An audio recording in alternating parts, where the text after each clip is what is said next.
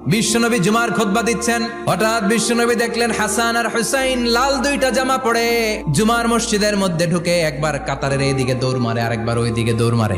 বিশ্বনবী খুতবা থামিয়ে দিলেন, মিম্বার থেকে নেমে হাসান হুসাইনকে দুই হাতে টানতে টানতে মিম্বারের উপরে নিয়ে আসলেন যাতে মুসল্লিদের ডিস্টার্ব না হয়ে যায়। হাসানকে ডান হাতে ধরে হুসাইনকে বা হাতে ধরে বাকি খুতবাটা বিশ্বনবী তখন শেষ করলেন। আবার বিশ্বনবী জুমার খুতবা দিতে দাঁড়ালেন, এক সাহাবী এসে বসে বলল, বিশ্বনবী বললেন, কম দাঁড়াও, 2 রাকাত পড়ছো?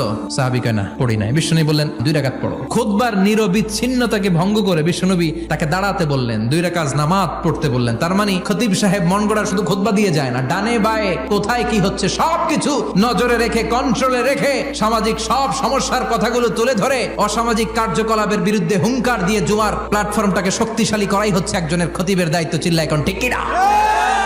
এ কাজই করেছেন বিশ্বনবী 500টা খুতবায়।